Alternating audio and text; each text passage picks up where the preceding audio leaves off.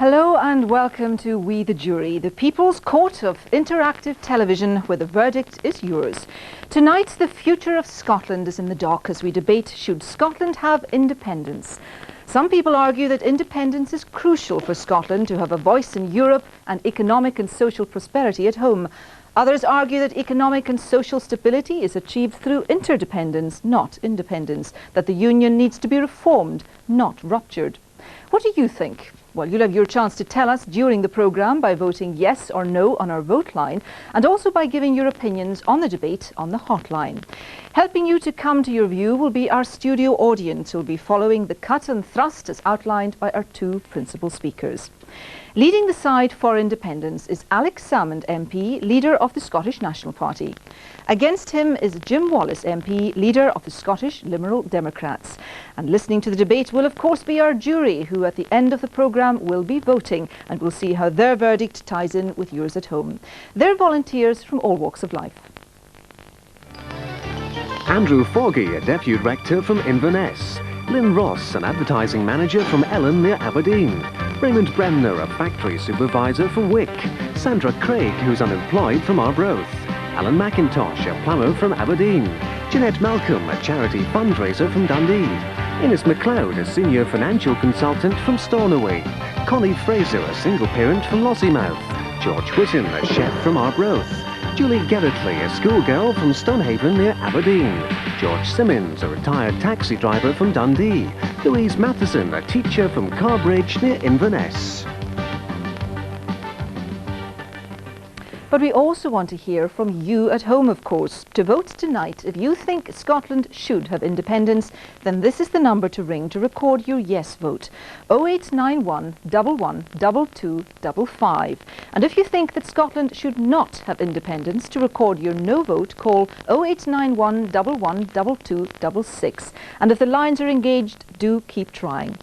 But you can give your views during the programme as well. Ali Bally from Radio Tay AM, Paul Martin Davis from North Sound 2 and Titch McCooey from Murray Firth Radio are all waiting to take your calls. Ali, for people who haven't seen us before, how do people take part? They can take part by calling the hotline now, and that's Aberdeen 01224 636 333. Now, normally when we open the hotlines at 8 o'clock in the evening, we get away for a cup of coffee. But the three of us have been here tonight since 8 o'clock. The phones have been red hot.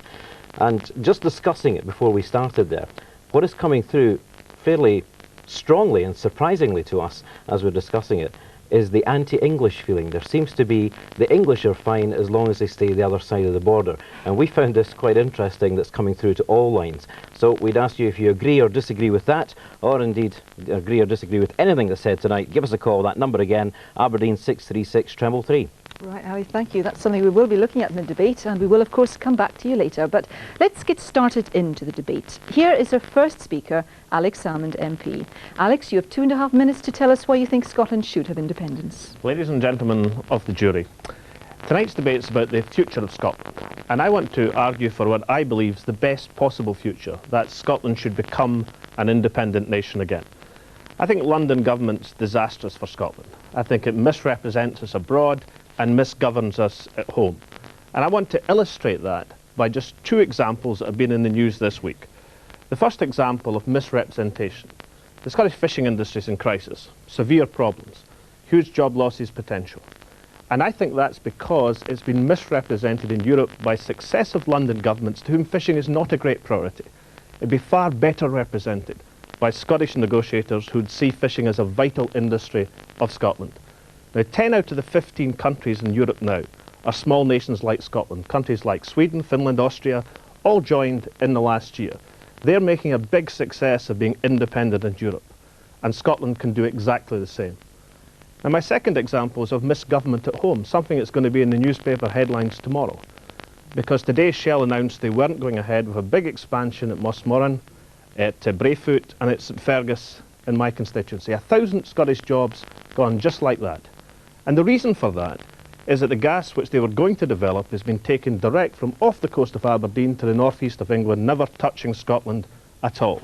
And the reason for that is the pipeline to take it south is subsidised by the British government, and British Gas is overcharging in the line south from St Fergus. So there's an example of Scottish jobs being lost because of misgovernment from London. And no Scottish government of any political persuasion would allow that to happen. Scotland's a wealthy country. The Professor of Economics at Caledonia University said just last week that the average Scot produces 10% more than his English counterpart, saves 20% more, and exports 30% more. We're a valuable asset for Westminster. That's why London government's so anxious to hang on to us. But it also follows we could develop that resource and potential better for ourselves. My case is a simple one. No one will represent Scotland better than the Scots. No one will govern Scotland better than the Scots. Some parties offer devolution, but devolution's a flawed case. It would still leave the big decisions in London. The best possible constitutional future for Scotland is that we should become an independent nation again. Thank you very much. Alex Salmond, thank you. And challenging that case is Jim Wallace. Ladies and gentlemen of the jury, let's make it clear from the outset what this debate is about tonight. It's whether Scotland should have independence. It's not could Scotland be independent. We've seen in recent years countries such as Slovenia, Slovakia, Georgia all break away from bigger unions. And if the majority of people in Scotland wanted to do that, Scotland could join the list. It's my contention this evening that that would be the wrong path for us to follow. I believe that the very move to independence, with protracted negotiations, a subsequent referendum, would bring about uncertainty, would hamper investment, and would damage confidence. And after independence, there's a number of unanswered questions. Would Scotland, for example, have its own currency? And if so, what does that mean for our manufacturing and service industries when the majority of our exports is still goes to the rest of the United Kingdom? And that would incur additional transaction costs as well. And Scottish holidaymakers going to England on holiday would also incur currency exchange costs, much the same way as I did when I went to the Republic of Ireland last year on holiday. But without a separate currency, key decisions on monetary policy would be taken by a foreign country. Now, it's sometimes argued today by Alex and others that this Treasury doesn't pay enough attention to the Scottish dimension of the economy. But what would it be if the Treasury or the Bank of England didn't have any responsibility for Scotland at all? But I also oppose independence because it could so easily destroy the positive benefits of our United Kingdom. I don't believe in maintaining the status quo, but I firmly believe that in a world where so many countries are breaking up, the Union's successes are too often taken for granted. Free movement of people, a genuine single market, a shared heritage, shared history, ties of kinship. And yet, we still have a distinctive Scottish identity. But I don't feel the need to have separate armed forces or separate embassies to express it. Liberal Democrats have long argued that the Union needs to change. No self-respecting country would organise itself today on the lines laid down in the reign of Queen Anne. Neither do we need to recreate the 19th century trappings of the nation state. I believe that a Scottish Parliament in a federal Britain can act as a catalyst for a renewal of Scotland's cultural, economic and social life. Reform the Union? Yes. Rupture the Union? No. Thank you very much. Jim Wallace, thank you. And at the end of the programme, both speakers will get an opportunity to sum up tonight's discussion. But now, let's get started into the debate with our studio audience. Brian Adam, first of all, why independence? Is it the concept of nationhood? Is that your driving force? Yes, indeed. Scotland is a nation. There's no denying that it's a nation. It's not a nation state in the sense that it doesn't control its own affairs. But there's no doubt, because we already have the institutions in existence in the country, as was conceded by Jim Wallace, that we are a nation. But unfortunately, no nation really works unless it controls its own affairs. And I think that we have a different set of values here north of the border than they do have south of the border, and that's been particularly highlighted since the present Conservative government came to power, where the idea of a society has almost been done away with, whereas in Scotland we still hold society dear. We value our independence as individuals, and I think it's time that we valued our independence as a country. So are you saying, this side, Dorothy Grace Elder, are you saying that when you say we have different values north of the border, that somehow our values are better than those south of the border? Not necessarily, but I think it's always a little bit like sin, and the big difference is that though we sin as much as the English do, we're not allowed to enjoy it. and literally, if you follow that line of argument, we do, I think, we are all raised, no matter which background we come from, in a religious sense or otherwise, we are raised with a sense of society. We've also been raised with a great sense of internationalism from our earliest years. And what does that mean, a sense of society, though, Dorothy? A sense that you look out for your neighbour. And the English don't have that? They do, yes, in large areas of England, but not in this southeast, which does dominate us. Not to the same extent, because of the way they've grown up, which is not to say that there aren't many fine people here, and many of them are intelligent enough to come here to Scotland in the long run. But you know, Anne, I think it's a bit of a shameful thing to be sitting here tonight and to hear a Scotsman whose name happens to be Wallace, not William Wallace, arguing against the very basic and I think very mundane aspirations of his own people, just to be free. We are old-fashioned now in Scotland. We are the only country left in Europe to be in this strange, antiquated grouping, and there's only one reason they want us, and that's money, because we've got plenty and they want to use it. OK, this side. Lord Sewell, Scotland is a nation. Doesn't that make all the difference? No, that's not the end of the argument at all. There's no doubt that Scotland is a nation. The debate really is about the value that you place upon nationalism as a political value itself.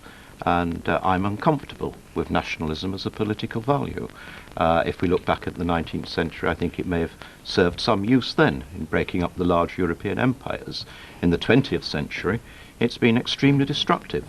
It's been the cause of war and conflict. There's a kind of British nationalism as well? Oh, I'm against British nationalism as much as I'm against any form of nationalism. I mean, I've lived in the north of England, in Bradford, and experienced English nationalism, and it's unpleasant. I just think that nationalism as a political value is an unpleasant political value, because at the end of the day, it means, for example, that you have to look in the eye of the unemployed worker in Newcastle, the unemployed worker in South Wales, and say, you are a foreigner.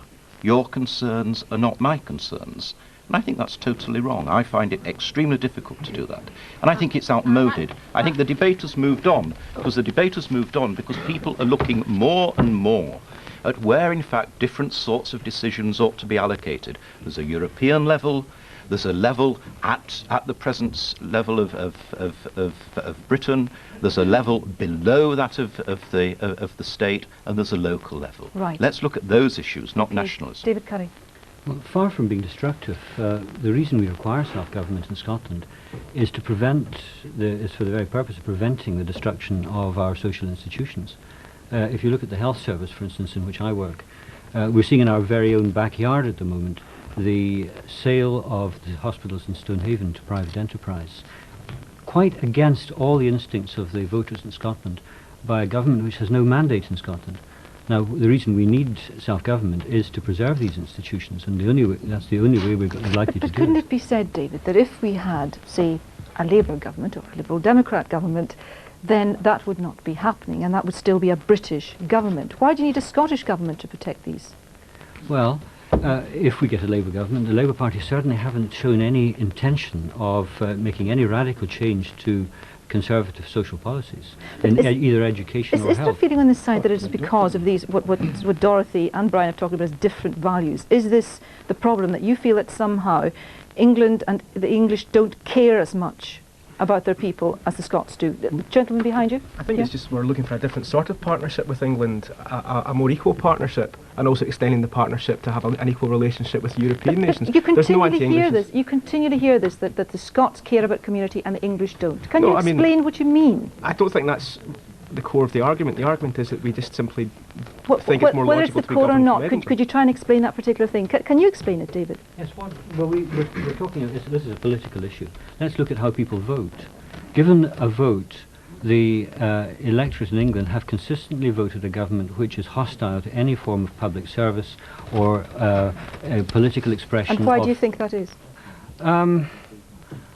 I don't know, but what I do know is that we have an opportunity, at least in one corner of these islands, to preserve the values that we're talking about. Okay, this side. There's a complete fallacy here.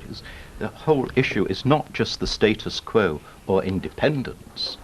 That's not the issue. The issue must surely be the status quo independence or some form of devolution and domestic decision-making. What about this issue that somehow is at the root of it, that raised. Somehow Scots are different from the English? There is an arrogant assumption, and it is an arrogant assumption, that we in Scotland are somewhat superior to the rest in the UK. That is not the case at all. Now, we've just heard there are telephone calls coming in asking the English to go home. This goes to the very root of what's happening here by the people who are propagating this separatism. We don't have to be great in Scotland to be an independent nation. We are a great people because we put the great in Great Britain. And the very aspect of this assumption that because we are part of the Great Britain that somehow demeans us. It's the contrary. It's because we're part of Britain that we are great as a Scottish nation. Right, Mary Scanlon, I'll come to you in a second. The point I want to make is this is stage one of a separate Scotland, and this is stage two. They're both arguing for the same things, but Alex Salmond is a little bit economical with the truth when he talks about independence, because he talks about independence for Scotland, and yet he would hand over more power, sovereignty and rights to the European community than any Conservative government. We're going to talk about that in part two. I'm not going to. How much more Scottish will we be?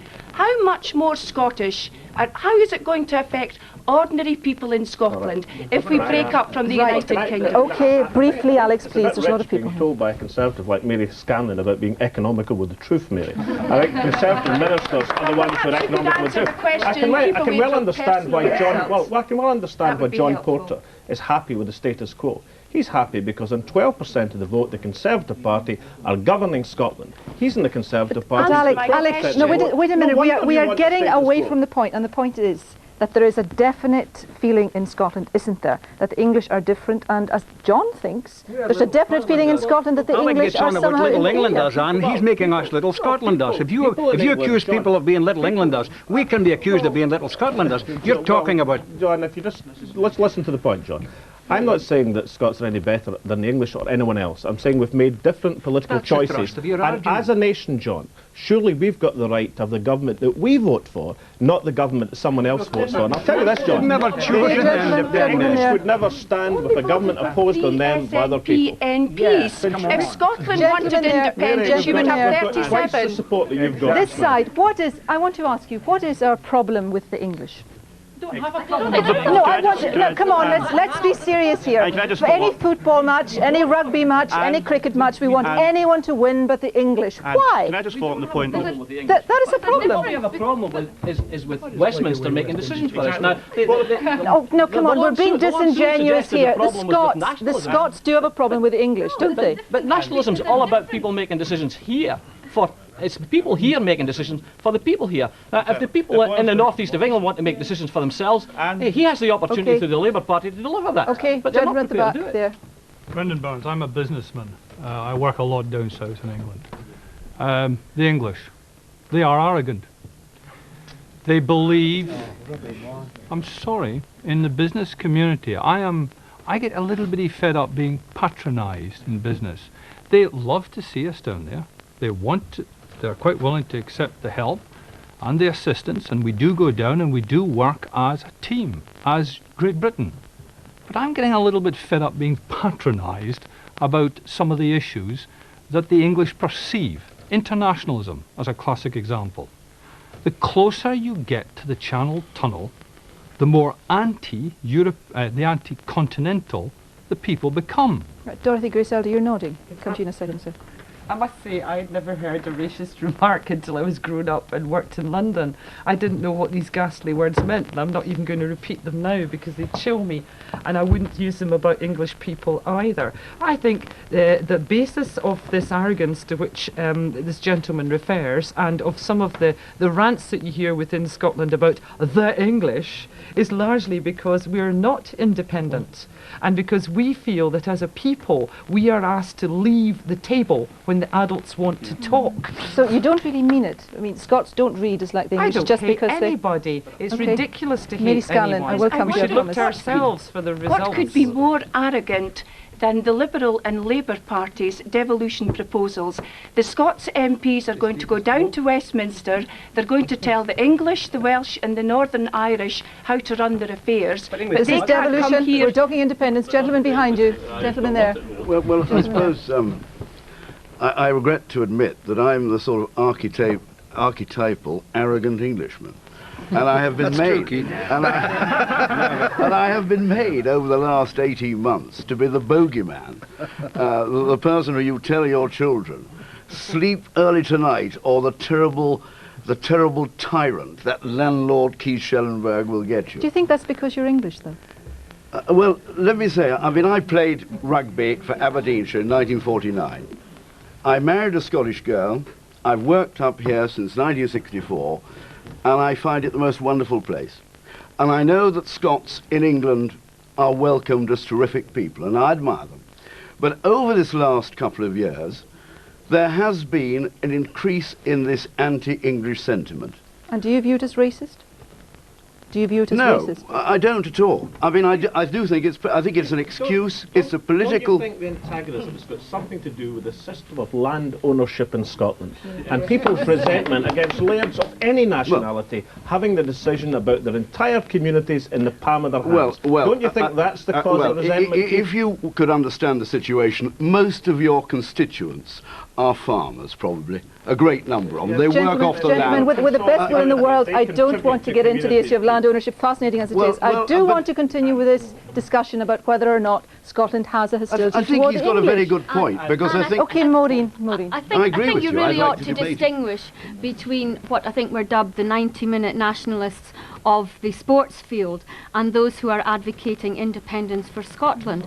We have got as a nation to stand on our own 2 feet and get away from blaming the Westminster government for all our ills and stand up and take our decisions ourselves. And those who advocate independence. We have had on this side nothing but we don't mind the English really, and yet we have phone calls coming in saying that the English are a problem and we don't like them. How do you square that circle? I mean, are you the only Scots who... Those are not the people in the SNP who are advocating independence, because independence we see as an all-encompassing, all-embracing internationalist party that wants independence for our own country and take up our seat two words, in the European 2 words, please. Nation. I cut my political teeth in Murray, grew up in Murray. Because of my accent, I'm accused of being English. If Dorothy Grace Elder says she didn't experience any racism until she moved to London, I experienced it because I was English in Murray. And it was people who called themselves nationalists, who threw stones at us, who spat at us. They created this atmosphere of anti-Englishness. That's what comes from nationalism. It's the wrong kind of feeling for Scotland. Okay, ladies and gentlemen, I'm sorry, for the moment we're going to have to stop it. We will come back to it. We will come back to it, I promise. Let's have an initial reaction from the jury at this point. Gentlemen here, what have you made of all that so far? There's been 1 or 2 very strong points. Lord Sewell's point about nationalism being questionable as a political value, I think, is a very powerful one. And Dorothy Grace Elder's point about leaving the table when the adults talk, I think I've had one really strong point that's hit me from both sides. OK. Yes. Well, there's been strong points on both sides. I'm particularly concerned with the anti-English attitude. It's much more important to view Britain or the UK and try and get them to pull together rather than against and split them up. OK, and Lady here. Well, I had an open mind on the subject when I came in here tonight, and I find again both sides are very strong, but at the moment I'm coming down on for independence. For independence. Okay. Yeah.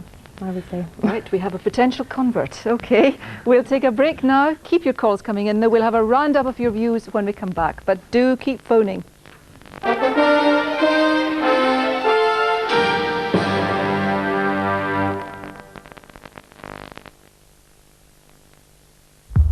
Now there's a video magazine for anyone who is passionate about boxing. Boxers, the definitive guide to the boxing greats. Each video gives a blow-by-blow account of the most memorable bouts in history. Issue 1 looks at Muhammad Ali, with complete footage of the Ali Liston fight and the Rumble in the Jungle, possibly the greatest event of them all. The collection grows into a comprehensive boxing chronicle. Boxers, the fights, the facts, the action. Issue 1, special price, 2.99.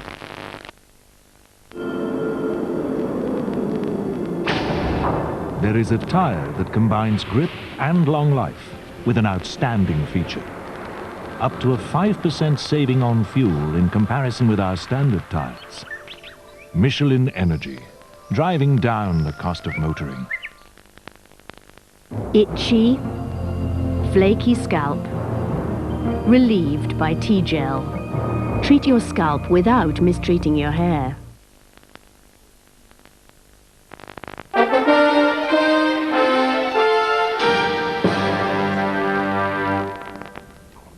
Welcome back to We the Jury. The subject under the spotlight tonight, should Scotland have independence? Well, Ali, how's it going so far? Very well. Lots of interesting calls, particularly reacting to the comments that we had earlier, that there was this anti-English feeling. A couple of calls from organisers of SNP groups saying that they have actually English members and they're not anti-English at all. What they are is anti-English government, and that came through from Kevin Mackay in Buckie as well. Mike Smith, on the other hand, is a Yorkshireman. He's in Caithness, and he says that he's against independence for Scotland because he runs a small mill employing 5 people. Doesn't mean he's got to go back to Yorkshire. And what will happen to the 5 people that are working? Not only that, he did work in Aberdeen. And he says the further north you get, the more it gets personal. In Aberdeen, it was the English government. In Caithness, it's more against the English people themselves. Okay, Titch. I got a couple of ones here. For instance, Andrew Dunlop from Peterhead said, why is it all right for Scotland to be ruled from England? But now that Europe have a say in what happens in England, the government there aren't happy at all about that. Now they know how we feel, he's saying. Also, John Robertson in Bankery, the people of Scotland should ignore the scaremongering the government are putting about. Look at Ireland, Austria, Denmark, Norway. And I was listening to 12 countries in all, in actual fact. They're doing very well, and none of them have the resources that we have in Scotland. Also, we didn't vote ourselves into the Union, someone added to that, so we shouldn't have to vote ourselves out, and any vote would involve ethnic Scots only, and not people who just stay here. Well, there you go. Paul. Annie, when Jim Wallace raised the issue of possible problems over Scottish currency, he aroused quite a reaction. Kenny in Dundee, amongst others, would like to know when the last time was he tried to use a Scottish note in London or cash a Scottish bank cheque. Tracy and Roy, both English. Tracy, horrified by the anti-English sentiments expressed. She says it's reminiscent of Nazi Germany in the 30s. She supports independence, however. Kenny, who's English, is a member of the SNP. Right, okay, I think we'll leave that one. Right, Tony Jackson. If Scotland were to get independence, would it flourish economically? It could survive, presumably, but would it flourish? I think it would flourish. The point is that we're not talking about breaking countries up into small, self-contained units where there's no free trade. What we must remember at the moment is that we're talking about a common market. We're talking about a European Union. And England, Scotland, Ireland and Wales are all going to have a common currency with the rest of Europe, because all the parties involved here say that they are members, supporters of the Treaty of Maastricht. If you're a supporter of the Treaty of Maastricht, you're talking about European Union, single currency. Now, does it matter if Scotland has to make 2 stops to get its fair share or 1 stop? The big difference, basically, is the English are losing independence if they adhere to the Treaty of Maastricht, and the Scots will be on an equal footing, because there's no absolute reason why we should trade only with one trading union. Do we have the resources? Why not? Austria does, Denmark does. In fact, the economic record of the small independent countries is greater than the subunits of Spain or Britain. Or Belgium. They do better on their own.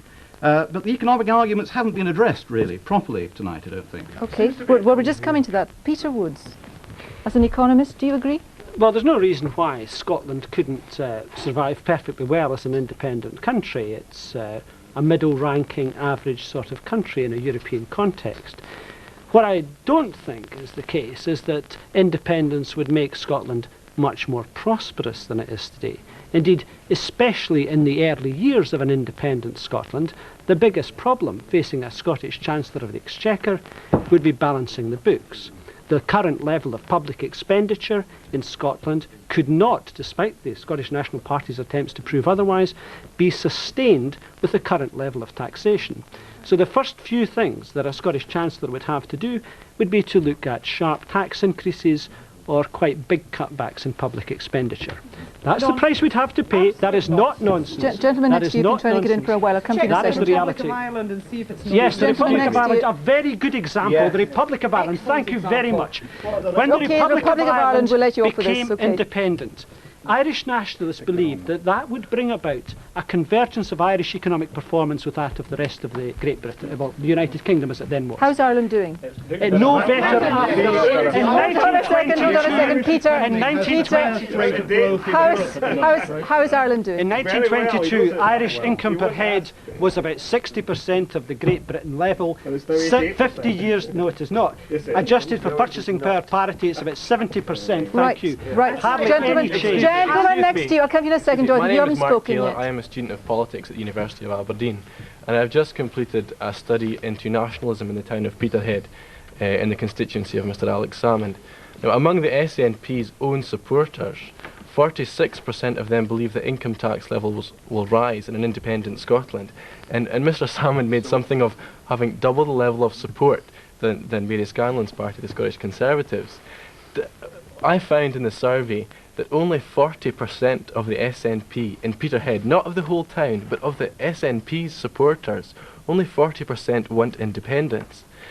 40% of the SNP? Of the SNP. 16% favoured Michael Forsyth's proposals for greater powers for the Grand Committee, and a far greater number than supported independence in Europe, 29%, because the independence support was split between complete independence and independence I think in Europe. maybe you should more answer that more people supported the Scottish Assembly proposal. Well, let me answer the point. The young man is a student of politics, and therefore he must know that two things have been very clear over the last 15 years in Scottish politics. One is the rising support for independence, which has risen even beyond SNP support, regularly 35, 40% in opinion polls. And the second thing is a very big phenomenon, which is the number of Labour supporters in Scotland who actually believe in independence, not devolution. Now, these are two things from surveys right across Scotland. And with great respect, I think these surveys probably are just a little bit more substantial since they're done on a monthly basis. Are people voting for the SNP when they don't support independence? Well, the point I'm making is that the SNP support has certainly increased over the last few years. And they might not all want independence. No, sorry. The support for independence is actually higher than SNP support at the present moment. The SNP, that may be an underachievement, but sense that people are quite confused. What we're seeing is a polarised all or nothing approach from the SNP. The best thing that could happen for the SNP is for the Conservatives to win the next general election, because they could then continue to make this sort of case. The important thing is that there are alternatives. A Scottish Parliament would overcome many of the problems that are being spoke about in the health service, in education, and that's an option that hasn't been discussed. You have to remember that the people of Scotland have been lied to consistently for the last 50 years, in fact the last 300 years, especially on the economic argument. You know, go independent and you'll be ruined, or go independent, you'll get cancer probably. This gentleman here seems to be saying that we wouldn't be that well off. We're not saying that. No, the serious point is this. You look at the books of the Republic of Ireland, and against, for instance, we are about to get £30 million worth of new investment in food factories in Scotland. We're supposed to fling our hats in the air and say that's wonderful over 5 years. What's the Republic of Ireland getting? £641 million. From Europe. Mainly from Europe. Is this what we want? We want Scotland to be begging to Europe for money? No, not at all. The whole of Ireland is 5p, you've got to cut out the middleman nowadays and go straight to Brussels. OK, they run as many rackets as Slazenger, but you've got to do that. Right, and the Irish managed to do it, and we are left at the end of the queue. OK, Jim, you've been trying to get in for a while now. The Irish are still something like $3,300 per head of GDP, less than Scotland after 70 years of independence. Just wait till they take off, Jim. We've got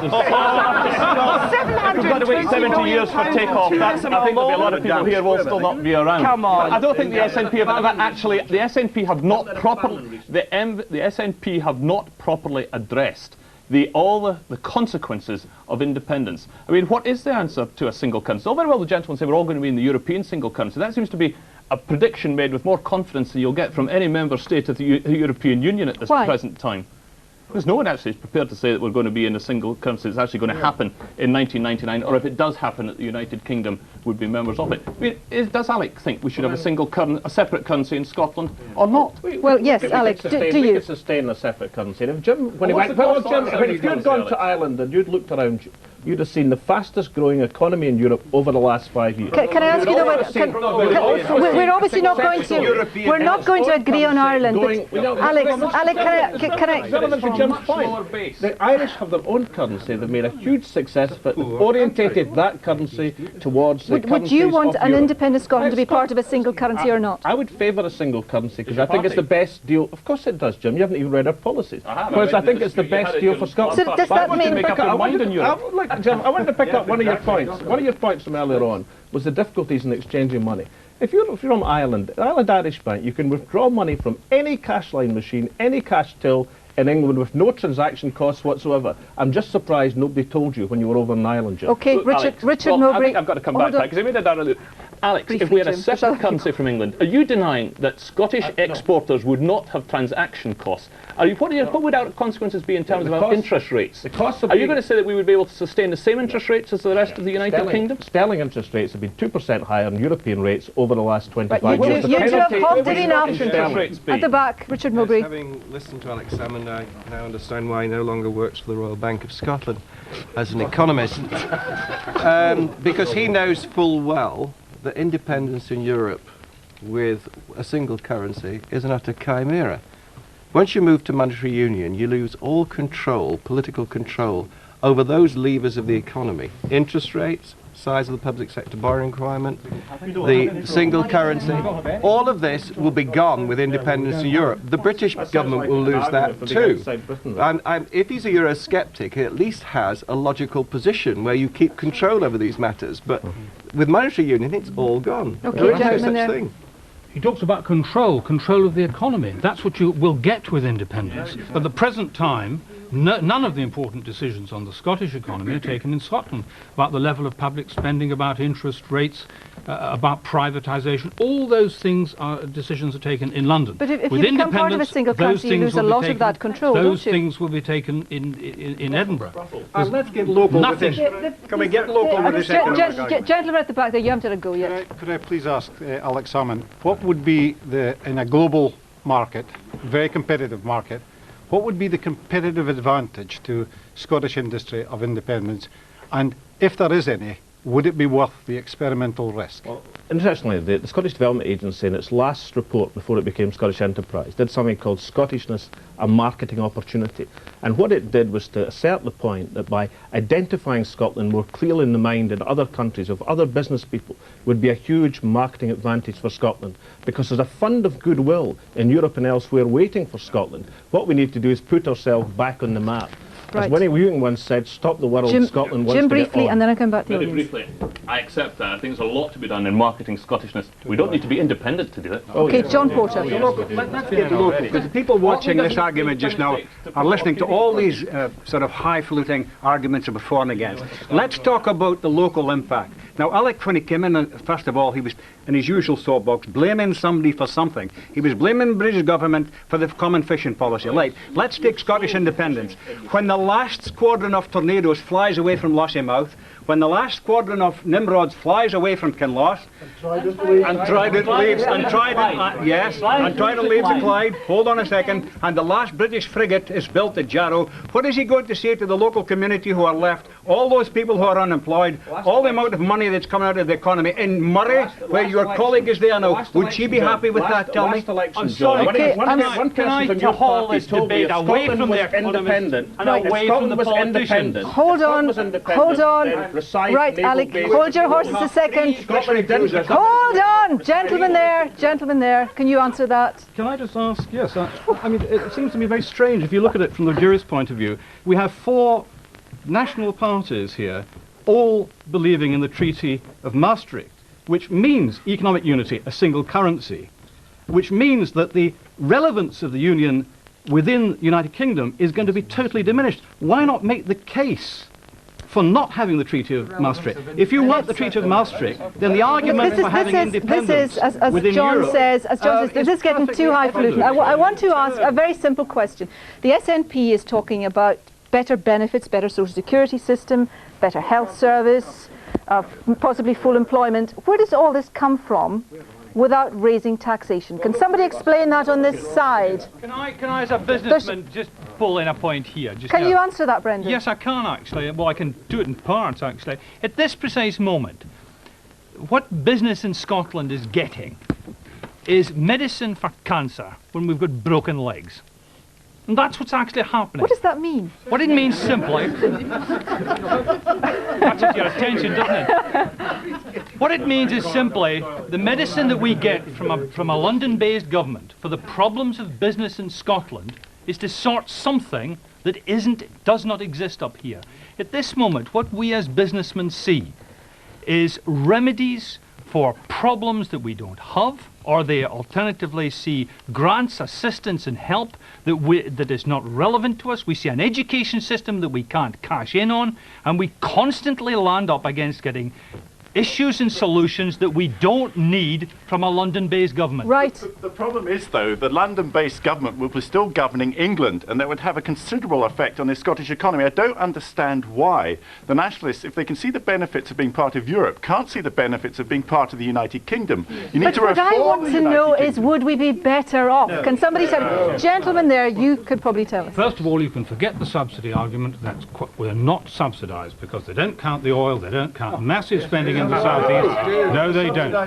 There's that is absolutely wrong. There's no way at all. You're saying there's no subsidy. No Dorothy? subsidy at all. I The think subsidy is we the are other way. subsidising them. Absolutely. And for the people of this area in particular... How are we subsidising them? Even the government has admitted in a Scottish Office report 2 years ago that the people of this area have given, straight to Westminster, £100,000 million, £100 billion since oil was struck. That is flowing past you every night, straight down south. That's oil. the tax That is always money alone. That is the argument. The oil. oil revenues have diminished and are diminished rapidly. If you look, Hold on a second. Let them answer. Hold on. Can we just get the facts out? Let's get a few facts out for change, okay? Look at what happens in independence when you have tax revenues and you have public expenditure. Look at it now, and you actually find that the tax revenues that are collected in Scotland fall £6 billion short of the level of public expenditure. So you're saying tax would go up in an independent Scotland? Just wait a minute. Is that what that means, though, John? That means tax that you would go have up. to bring tax would have to increase for £65 per family per week in Scotland. What about on that very point? I mean, on the same basis, there's a £53 billion deficit in the same year in the UK. And since these figures, the UK government has increased taxes 22 times over the last 3 years. Haven't you noticed, John? Everyone else I've has. certainly noticed, but the expenditure and tax issue still remains the same. The SNP keep talking about the oil revenues. The oil revenues in 84-85 were 12 billion. Last year, the oil revenues were 2 billion. Do we want to source an economy on such a volatile industry? Our opponents readily concede these days that Scotland is a viable country. Now, what we're talking about now is how viable. Donald Dewar made, when he first conceded the point, made reference to Scotland in comparison to Bangladesh. Now, I'm glad that Jim has at least raised the ante a little. He referred to Slovakia and Slovenia tonight. But though an economist, an independent economist at the back, would suggest that Scotland's a middle-ranking country. Now, if we were to be independent, I would suggest that that's somewhat higher in the pecking order than Slovenia and Slovakia.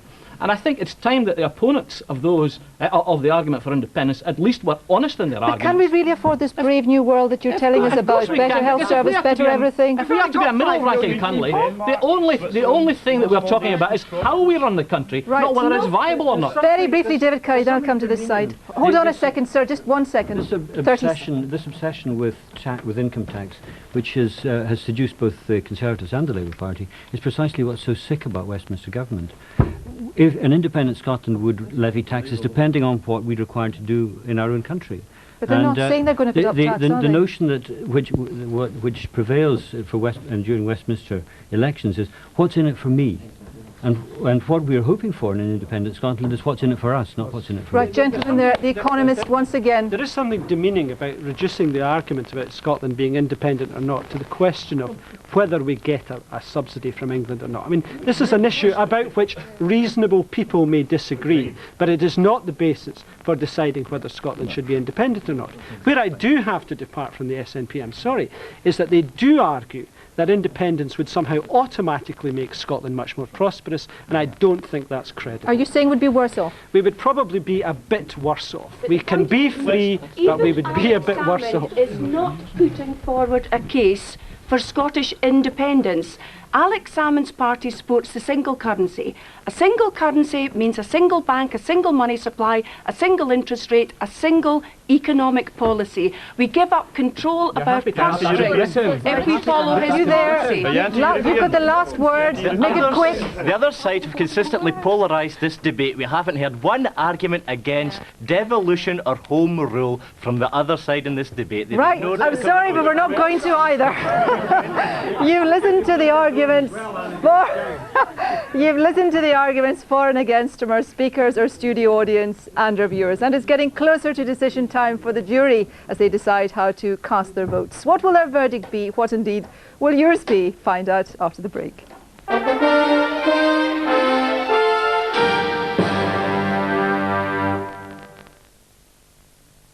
And then he took me into this room and he told me how long I had to go. Couldn't take it in, really. I mean, I don't see myself as being old. I wanted to see my son's wee boy growing up.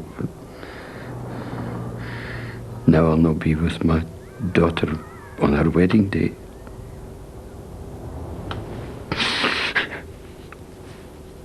I'm sorry.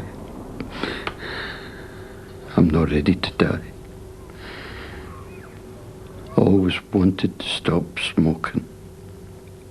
If you want to stop smoking, or you want someone you care about to stop, phone the Smoke Line free on 0800 848484.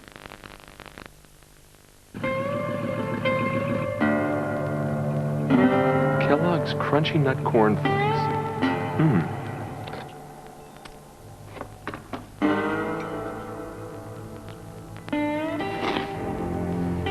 Delicious. I'll have another bowl. All right, let's go. Come on, get out of here. Let's go. Who's the guy? Who's the guy who hired him? Kellogg's Crunchy Nut Corn Flakes. The trouble is, they taste too good. A great breakthrough in Formula One was active roll control. Cars cornered without leaning over. They handled superbly. Citroën couldn't help noticing. They took it, refined it, and put it in the Xantia Activa. It's the only production car with active roll control, making it one of the safest. You've either got it, or you haven't.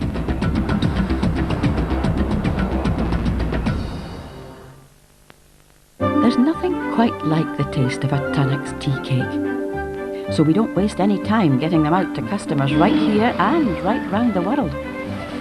Sometimes people ask how long Tunnock's tea cakes last. Well, that all depends on how well you hide them.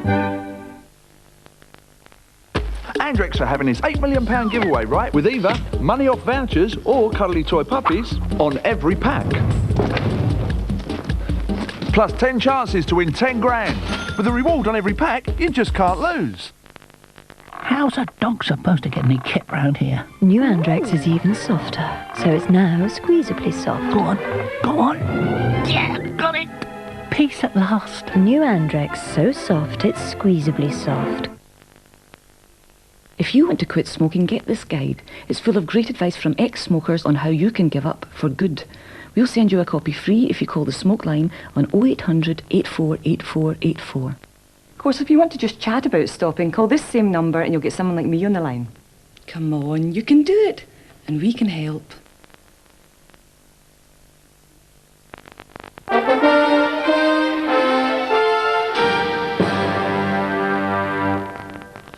Welcome back. Well, you've listened to the arguments for and against from our speakers, our studio audience and our viewers. Now to sum up, our speakers each have another 45 seconds. First, Alex Salmond MP. Well, ladies and gentlemen, the jury, you've had a lively debate tonight. Now you've got to make the decision. Just a number of points from the debate. I'm confident that independence for Scotland will improve the relationship between Scotland and England. Because instead of blaming the English of London, we'll have to take responsibility for our own affairs, and take that responsibility will improve the relationship.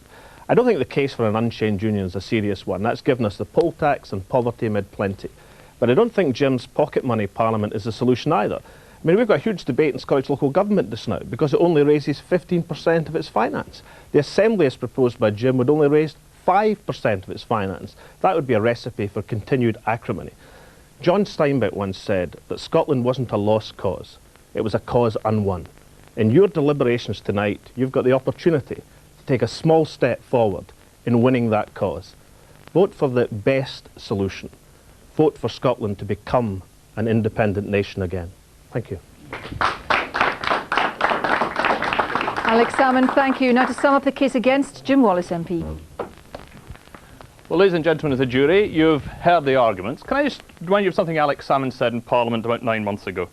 He reminded Parliament that just over a century ago, Scotland was the most prosperous country in the world in terms of GDP per head. He admitted to say, of course, Scotland was part of the Union. Scotland is capable of performing well within the Union if we have a Scottish Parliament within the Union to release the talents and energies of the Scottish people. And we've heard things this evening too about the Scottish identity, a suggestion perhaps of anti-Englishness as well. I believe you can have a Scottish identity as well as a British identity. I was rooting for Scotland as they played at Murrayfield last Saturday. And when the Olympics come, I suspect you'll be supporting British athletes there too, that you supported people like Daley Thompson, Linford Christie. I believe you can be both British and you can be Scottish, and the strength remains within our union, but being distinctively Scottish within it. I urge you to reject the motion. Well, you have now heard the summing up, and it's time for our jury to cast their votes. But while they're doing that, let's meet some of them. Lady here, well, that was quite something, wasn't it? What did you make of it? Well, Alex Salmond summed it up for me. I think Scotland should be run by Scots. I think if the people of Scotland want independence, let's go for it. OK, gentleman beside you. Well, the argument has been very strong on both sides, but I think Bonnie Prince Alec there is just slightly ahead. Oof. And lady there. Well, I'm wearing my tartan jacket tonight, so you can see where my heart lies. But I have to say, I don't think we're really just ready yet. OK, right. Well, there's some indication of the views of our jury. But now it's time to find out their verdict on whether or not Scotland should have independence.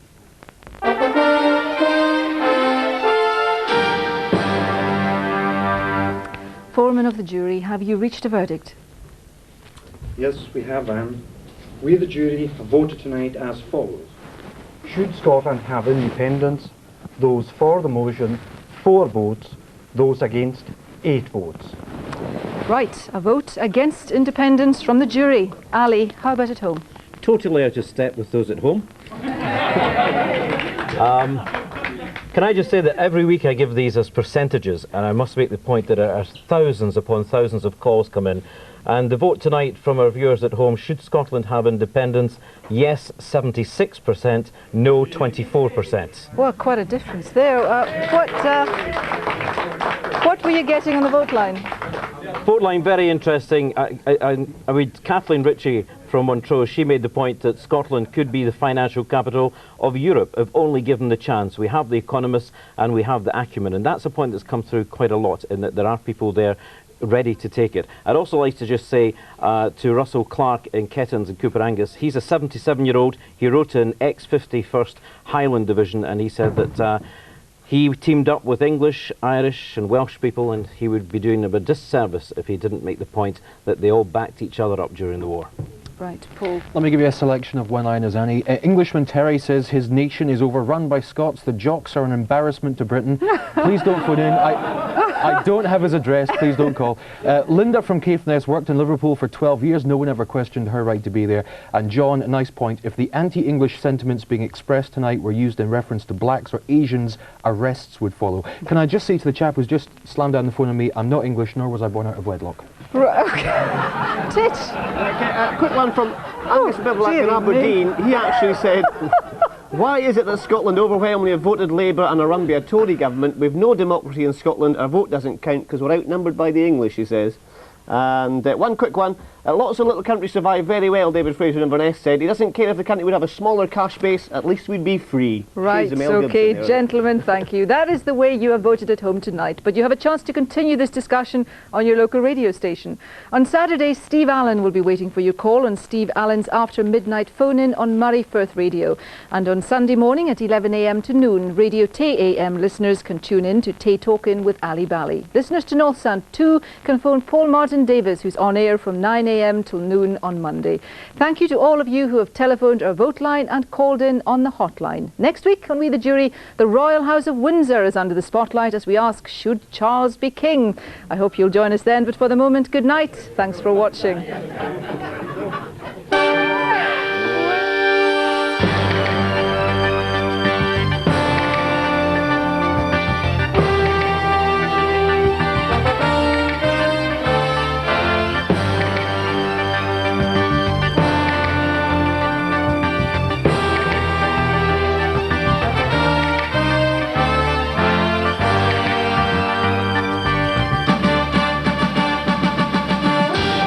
Parts of Wales, and later on that evening to parts of Northern Ireland as well.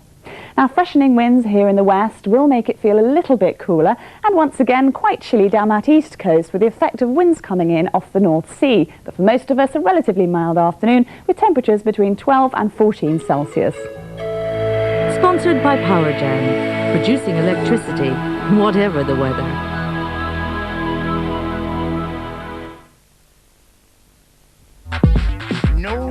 As a social work director claims taking ecstasy is less dangerous than aspirin, tomorrow GMTV asks, have we got it wrong about the rave drug? True or not, does saying ecstasy is safe send the wrong message to young people? We talk to experts from both sides of the debate live on GMTV tomorrow morning. And now on Grampian, the third of 4 programmes which commemorate the 250th anniversary of the Battle of Culloden. A We the Jury special asks if Scotland actually... What is the matter? Nothing. Just a bit of indigestion. Oh, you had too much supper. When no one seems to care about your indigestion, don't worry. You can trust fast-acting Rennie. Don't make them like that anymore. No, the new ones do taste much better. Not the Rennie, Mum, the commercial. A bit hammy. A bit? That much ham will give anyone indigestion. You'll soon feel better. New Rennie. Now a mintier taste and smoother texture.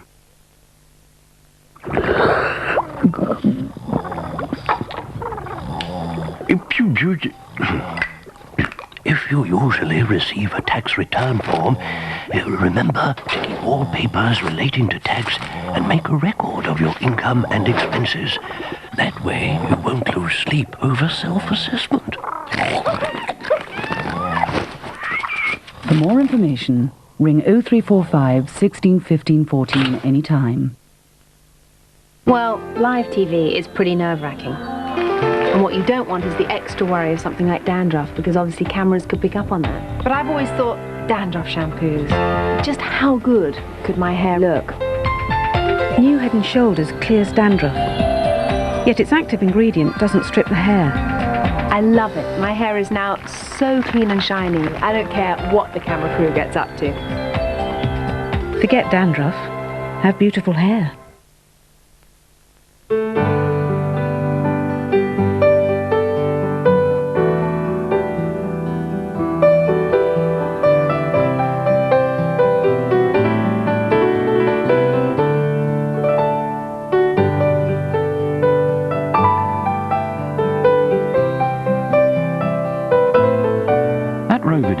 We're never satisfied until we're sure our customers are.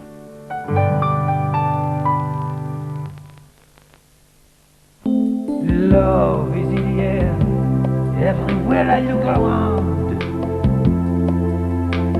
Love is in the air, every sight and every sound.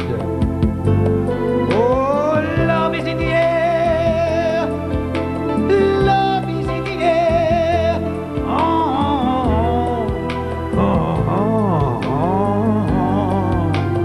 Love is in the air.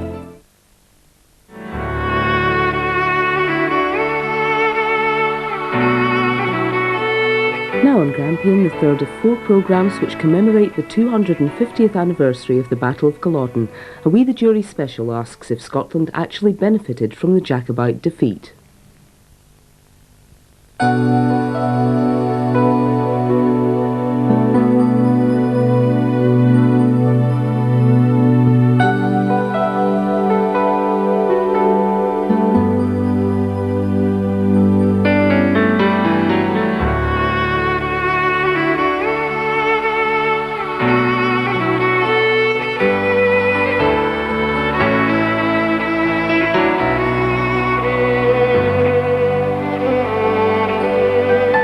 This is Drumossie Moor, 122 acres of rough, boggy ground on the outskirts of Inverness.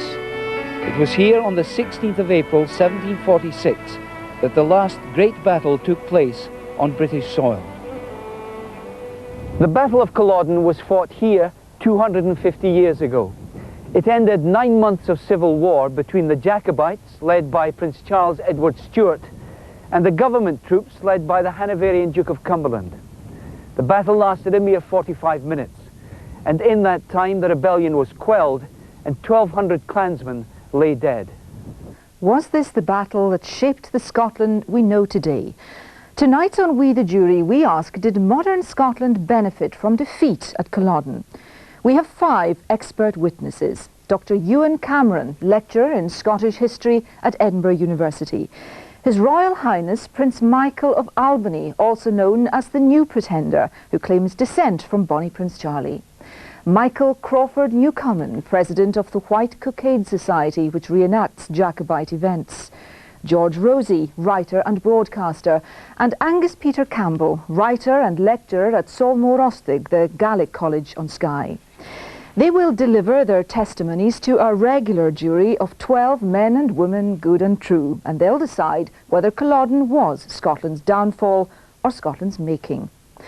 But first of all, what do we know about the Battle of Culloden? Frank Ilfeather hit the streets of Inverness to find out. Coming up very soon is the 250th anniversary of the Battle of Culloden. Now here's your starter for 10. What do you know about Culloden? It's up the road there. What do you know about the battle? I don't know nothing about it. Well, the English won, we do know that. Not a lot apart from we lost.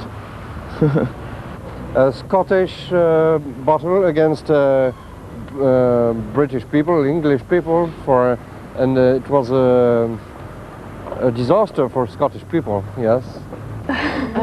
Wasn't it 46, something like that? I can't remember the year of it. You do history? No, don't. Don't you? No, the Highlanders had gone miles and miles and they were starving and hungry and like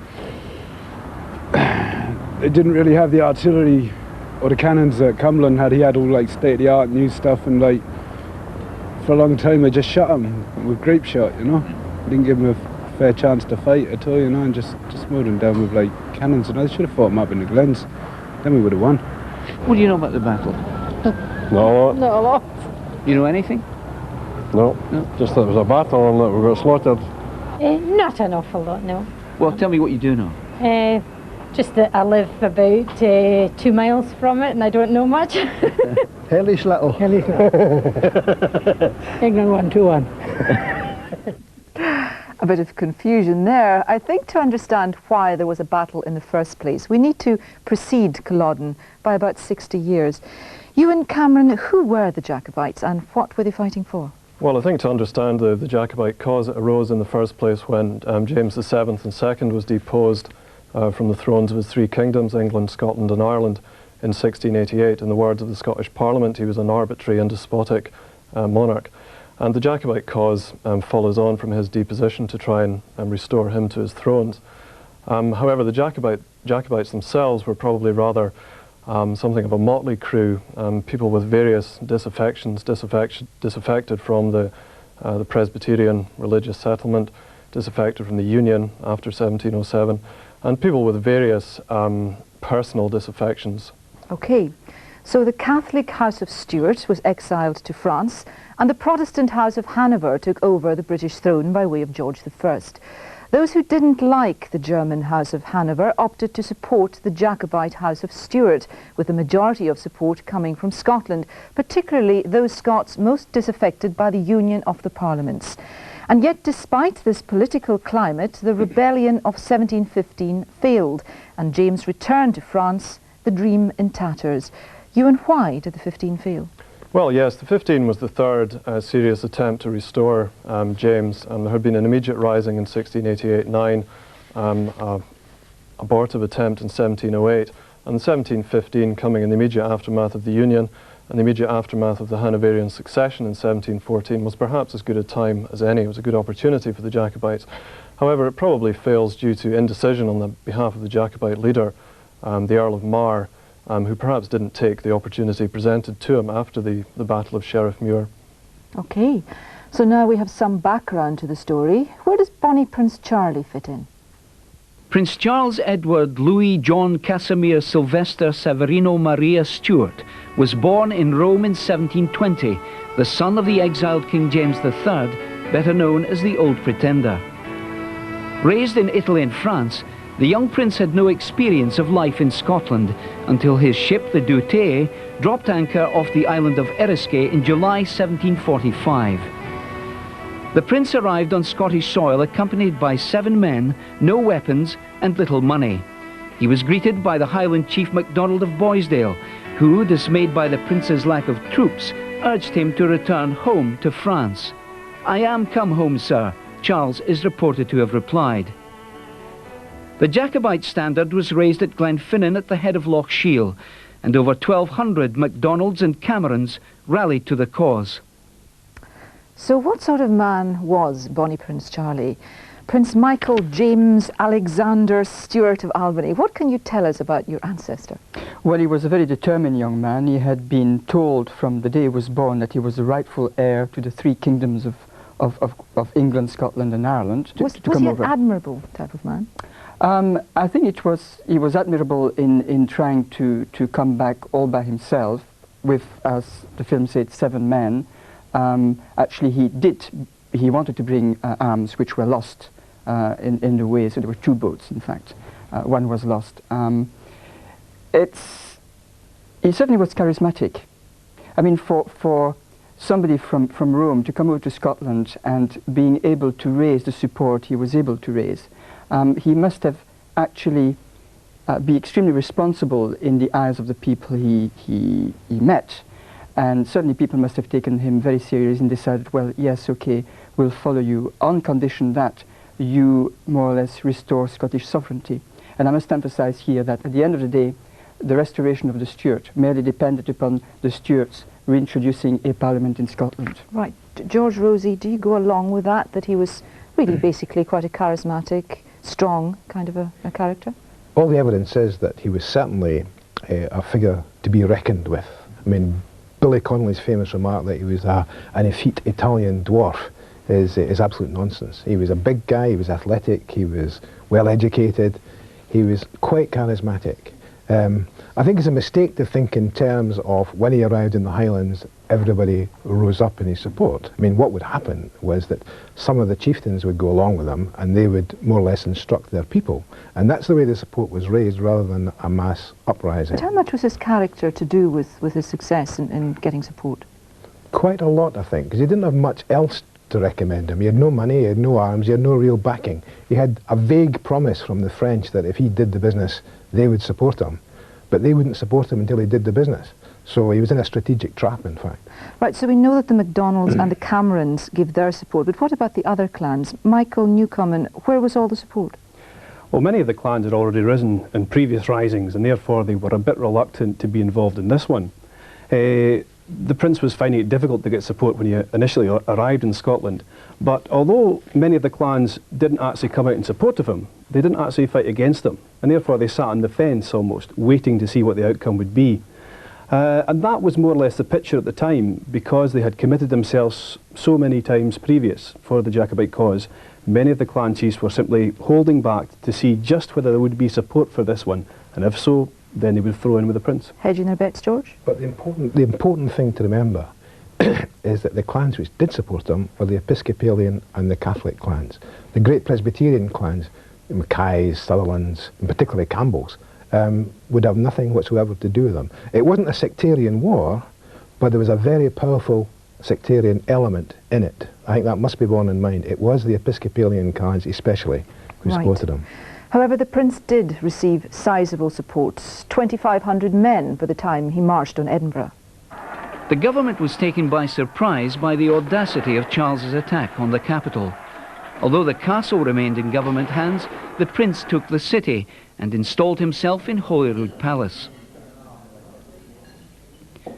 Over 2,000 government troops led by General Sir John Cope sailed to Dunbar to teach the insurgents a lesson.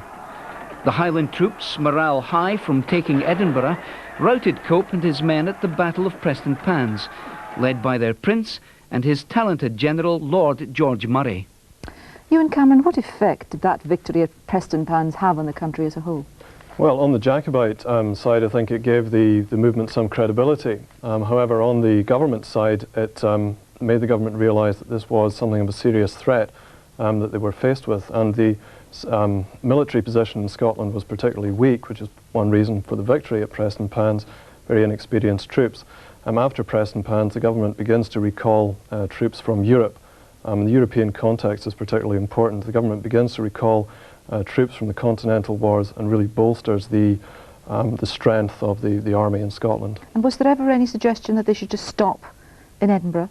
I don't think so. I think the Scottish angle is perhaps a rather limited angle. I think we have to look at the British and the European context, the British context in particular, because Charles was interested in the thrones of the three kingdoms. He would not have been satisfied with the Scottish throne, the Scottish crown alone. He was interested in the British angle. That's a fundamental point to bear in mind. Prince Michael, what followed Prestonpans? Well, actually, what followed Prestonpans is his coronation in Edinburgh. Funnily enough, this is not particularly mentioned in any book of history. It's mentioned King of Scotland? As King of Scotland, as King of Scots, as King of Scots. And he was actually crowned after the Battle of Prestonpans at the Abbey of Holyrood House. So there was very much a basic idea of retaining Charles as a King of Scots and possibly have his father later on restored as King of England. So there would have been two kings, two Stuart kings, if feasible.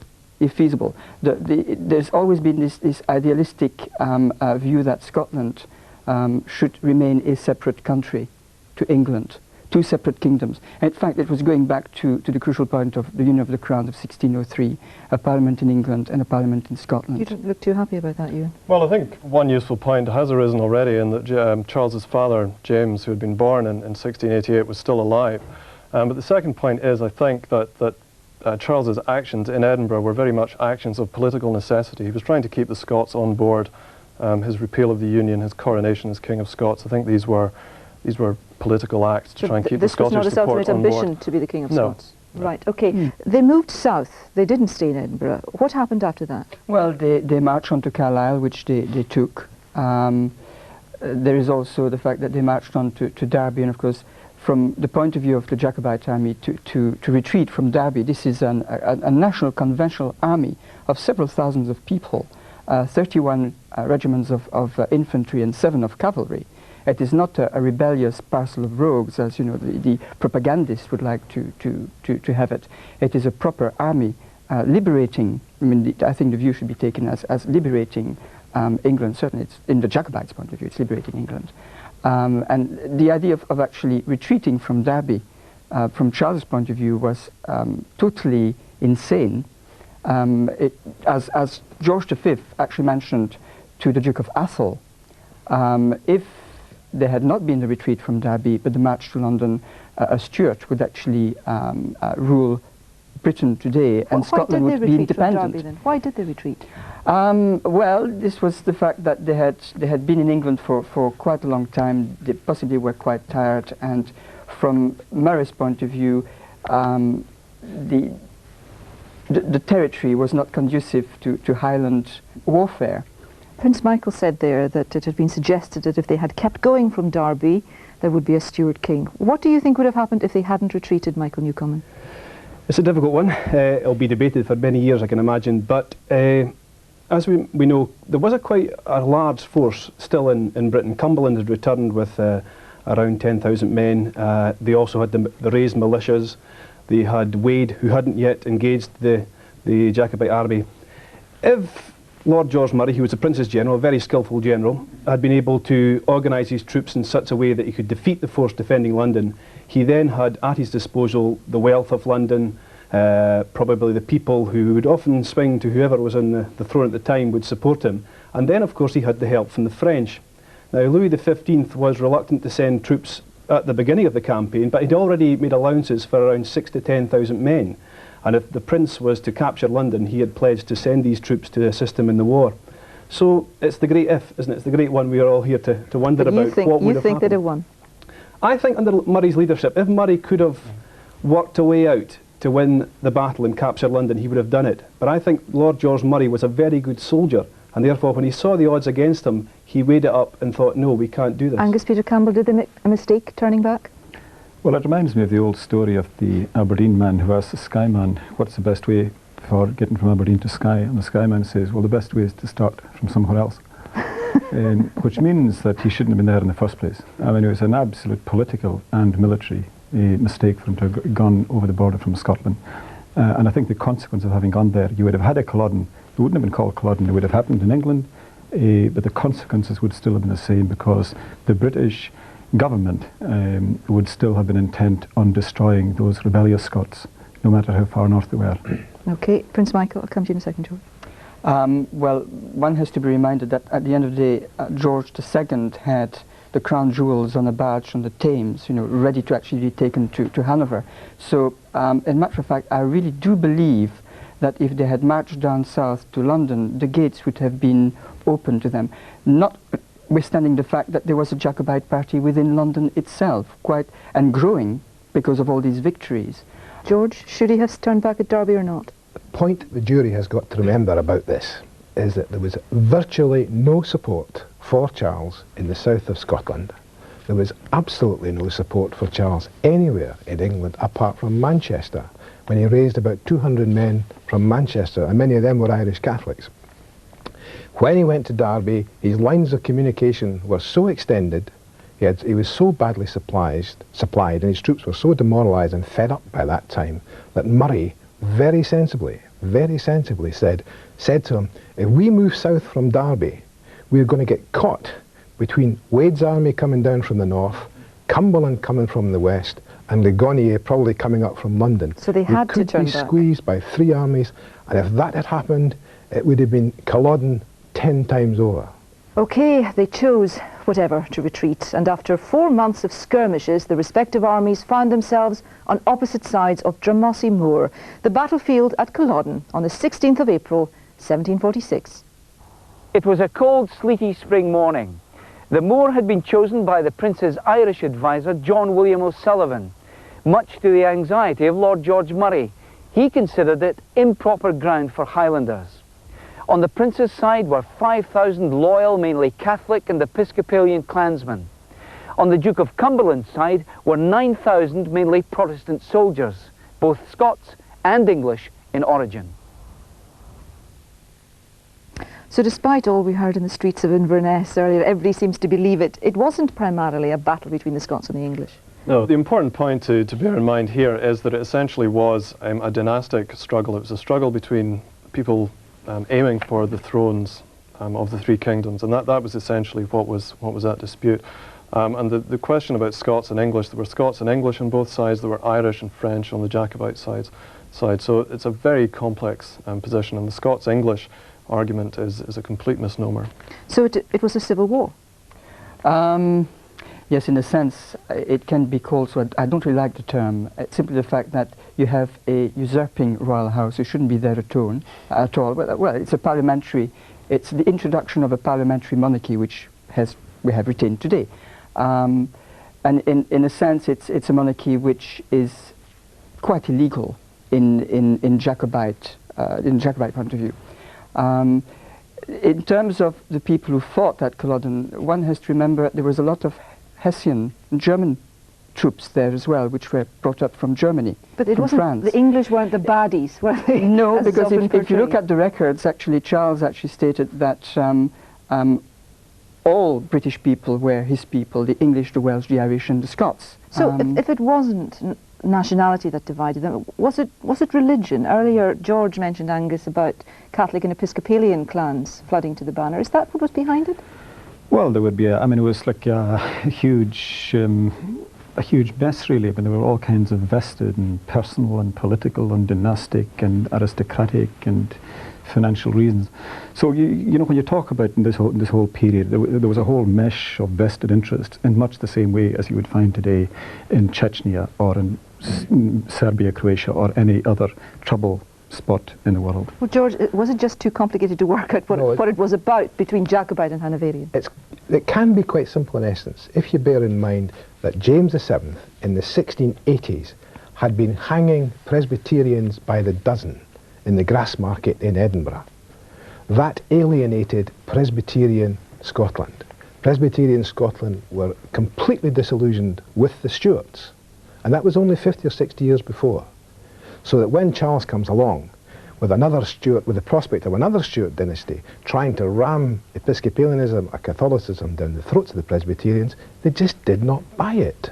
Okay, Ewan. Yes, I broadly agree with George. The Presbyterians in the 1680s had been those on the outside. There was an Episcopalian regime in the early 1680s. Presbyterianism was reimposed in 1689, and that's where we have the link between Episcopalianism and Jacobitism after the Revolution. Well, let's touch on this issue that we've been touching on slightly before, the relationship between the English crown and the Scottish crown. Angus, did Bonnie Prince Charlie exploit his relationship with the Highland clans, in your view, to retrieve the Triple Crown? Well, of course he did. I mean, he was a man, to my mind, driven by dynastic, political and perhaps personal ambition. And I'm not saying that he sat down with a grand plan saying that I will exploit Highland men, nor will I, as a consequence of that, nor will thousands of Highlanders be killed, nor will the consequence Culloden take place. He didn't sit down with a grand plan for that to happen. But I think the inevitable physical consequence of his own ambition for power was the history that we know, the battlefield of Culloden and the atrocities that took place after it. Michael Newcomen, was he using them? It's a difficult question. We've also got to see the bigger picture of many of the clans were entering into this conflict for their own gains. They had different reasons for taking part, whether it be political or simply the advantage of the financial prospect of it.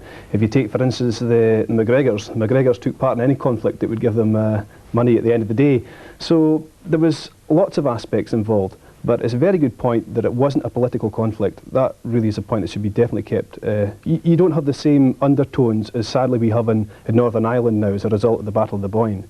These are the things, the wider aspect of it, that didn't affect the clan conflict. Was there ever any way, though, as some people seem to be suggesting in the streets of Inverness, that it might have ended up with an independent Scotland if Prince Charlie had succeeded? Is that just a total myth? After 1707 there was a tremendous amount of desire, nationalistic desire to regain sovereignty. After all, 1707 was very much what the people didn't want to happen. George, do you agree? Was there a possibility of an independent Scotland? I think there was quite a powerful anti-union feeling in Scotland by that time, no question about that. People were pretty disillusioned with the government, with the union, and, you know, but it was a question of the lesser of two evils. They were not enchanted by the Hanoverians, but they were even less enchanted by the prospect of the Stuarts. For the moment we leave it there. Let's see what the jury make of this. So far, gentlemen here, has this enlightened you at all? Well, we're hearing lots of different and interesting new angles to this debate. What I wonder about is, should Charles Stuart not get some credit for his sheer determination and charisma? Okay, lady there.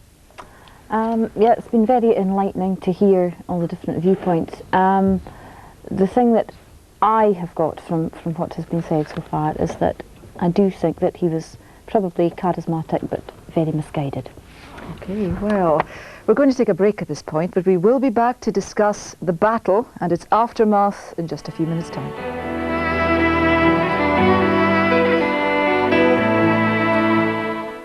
Don't worry, he's really friendly, unless he hears a high-pitched noise. Tetley's, take the rough with the smooth.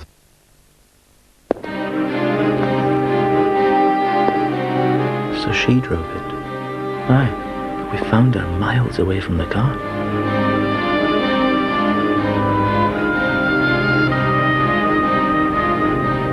Nothing. Let's take it in. I'll drive it. So, how do you feel now? Wonderful. Absolutely wonderful. I'll drive it. The new Mitsubishi Colt. It's too much for some people.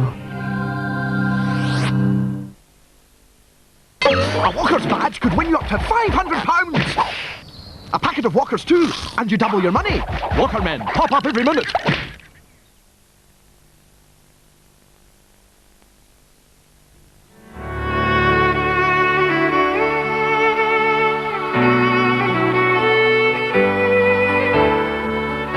Welcome back to We the Jury. Tonight we're debating whether modern Scotland has benefited from defeat at the Battle of Culloden. Well, we're now on the eve of the battle. Michael Newcomen, what was the situation, the mood in the Jacobite camp? Well, the Jacobites had been stationed in Inverness for quite a while now. They now realised the Duke of Cumberland's army was marching from Aberdeen, and therefore Cumberland was resolved to fight. The idea was to draw the Highland clans up upon Drumossie Moor, and there they would coax Cumberland into fighting the battle on the 15th of April, which was Cumberland's birthday. However, Cumberland stopped his army 12 miles short at Nairn, and in fact he made his camp at Balblair. And there he issued brandy and cheese so his men could celebrate the fact it was his birthday. Now, unfortunately, of course, the Jacobites hadn't made allowance for the fact the battle wouldn't be fought on the 15th of April, and therefore there was no proper food or supplies for them. Many of the clans began to drift back towards Inverness to get food in search of food, and it was at that point that the decision was made to make a night march to Nairn and attack the government forces while they slept. The delay was trying to gather troops back together because now they had drifted away, and when finally they were able to assemble them, the night march was then made, but couldn't make it in time before the daylight was risen and the troops were aroused. George Rosie, how bad a mistake Culloden to choose Drumossie? Yes, Drumossie Moor was a terrible mistake. It was ideal country for Cumberland's army. But you've also got to remember that Cumberland had spent 6 weeks here in Aberdeen training and drilling his men day after day after day after day to cope with a Highland charge. And that was crucial, because when they got to Drumossie Moor, they all knew exactly what to do. And when the Highlanders charged them, the charge was easily broken. Highlanders were probably the best light infantry in the world at that time, certainly in Europe. But you can't win a war with light infantry. You need artillery, you need cavalry, you need supplies, you need ordnance, you need all these things. Highlanders didn't have them. If the site was such a bad idea, why did they choose it? O'Sullivan was given the task of choosing the battle site. That was the Prince's advisor. He had no military experience at all, really, as indeed the Prince didn't.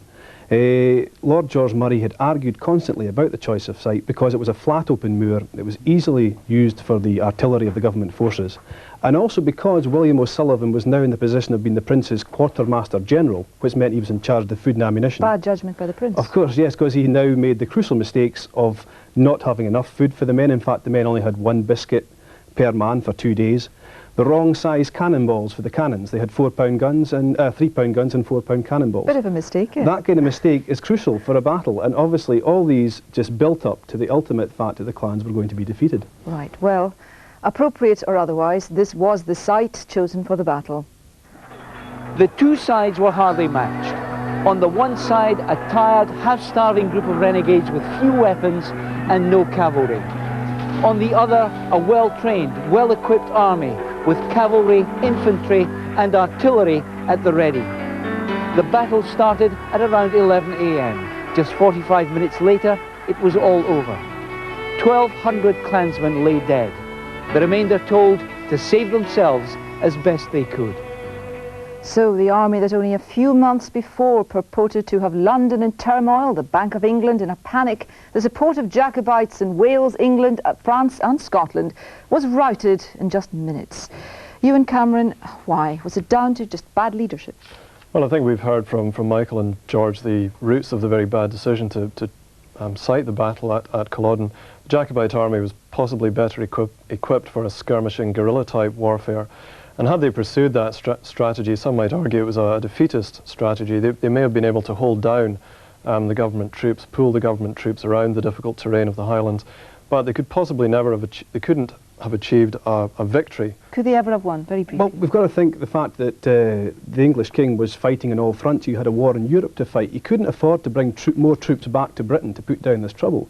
And if it had gone to a guerrilla war, it was really going to put a lot of strain on the British army. Now, whether he could have kept up that momentum of pursuing the Prince through the Highland and fighting these skirmishing battles, it's a very difficult thing to say. I think he would probably look to a way to resolve it or call a truce or something. Okay, well, the battle was lost. What happened directly afterwards?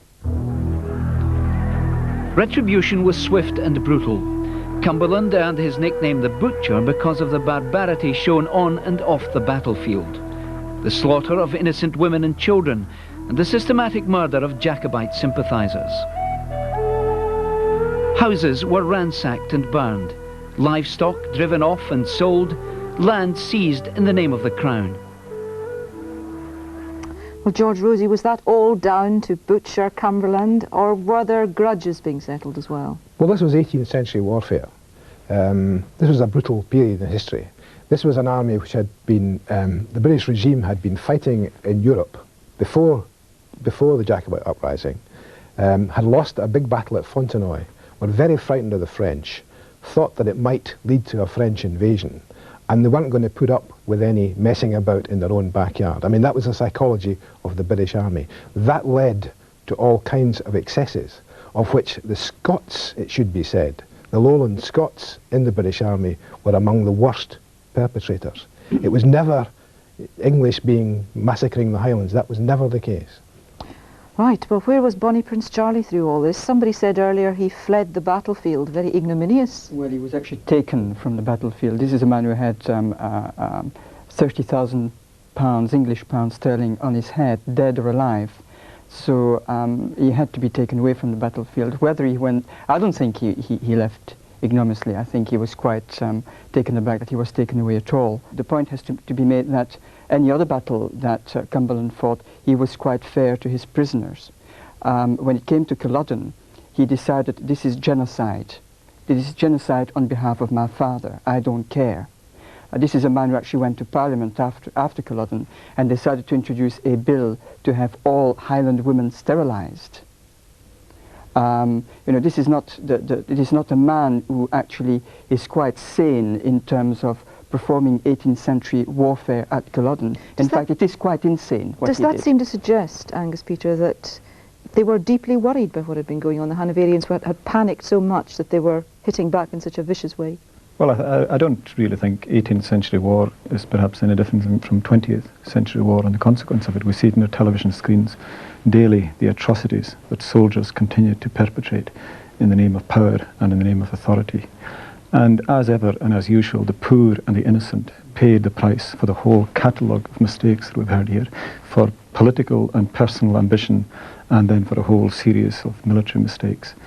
Okay, briefly, you. I think you have to realise that this was possibly the third or fourth time Highland Scotland had been the site of a rebellion, and the government were going to make very sure that this was going to be the last one. Right, okay. Prince Charles had fled, but one legend, Flora MacDonald, has endured the centuries. What part did she play in the story? The most famous of all Prince Charles's encounters whilst on the run is undoubtedly his escape from enemy troops dressed as Flora MacDonald's Irish maid, Betty Burke. Flora assisted the prince in his passage from Uist to Skye. She knew him for only 3 days and was captured shortly afterwards. She was taken to London and spent some time in the Tower before being released without charge. The prince continued to hide throughout the islands before his rendezvous with the French ship L'Heureux at Borrowdale. On the 19th of September 1746, L'Heureux set sail for France, and Bonnie Prince Charlie bade farewell to his beloved Scotland forever. So it's goodbye to the prince, but what of the remaining Highlanders who had supported him? Michael Newcombe and Prince Michael touched there on the brutality of what happened afterwards. What happened to the clans? This was nothing shorter after Culloden than ethnic cleansing. It's a term we hear today all over the world in places like Bosnia, and that's what was happening. It was the murder and the killing of women and children in the glens of Scotland. If you walk down one of the glens in Ireland today, you'll find little communities. If you walk down the glens of Scotland, there are just ruins where communities used to be, and that was the end result of Culloden. Angus Peter, what did Culloden do to the clans, the clan system?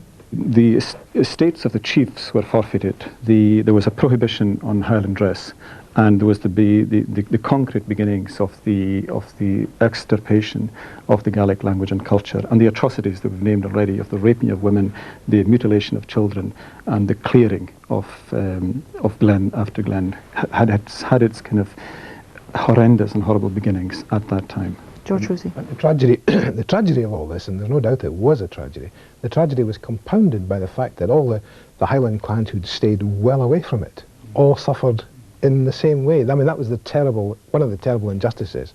It unloaded onto the entire Highlands the guilt of the Jacobite cause. Did they set out, Ewan Cameron, to destroy the clan system?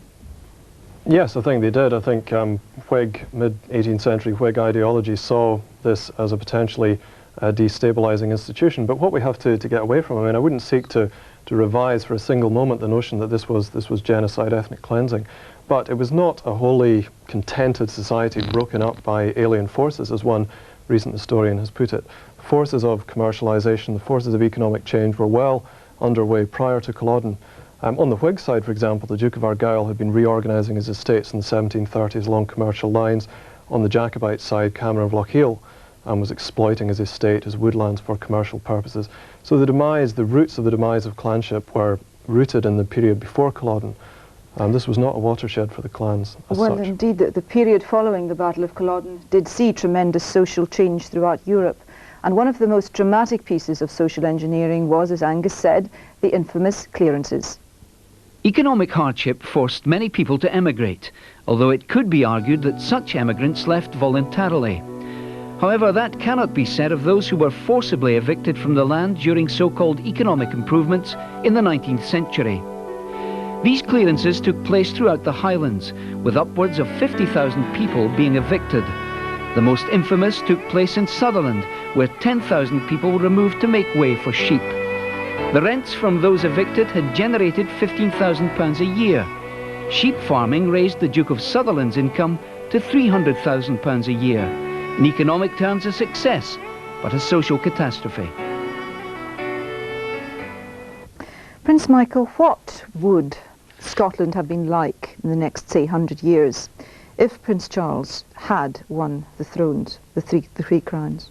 Well, certainly Scotland would have regained its sovereignty. The Declaration of Arbroath would have been the Constitution of Scotland.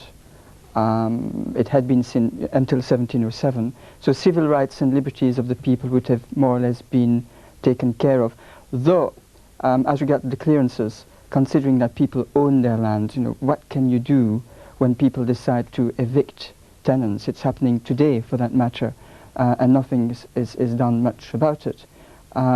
Whether the clearances would have been avoided or not, I do not know. I would hate to think that it would have. The Stuarts paid absolutely no attention to the Declaration of Arbroath. Well, let's get that straight. Let's get that straight.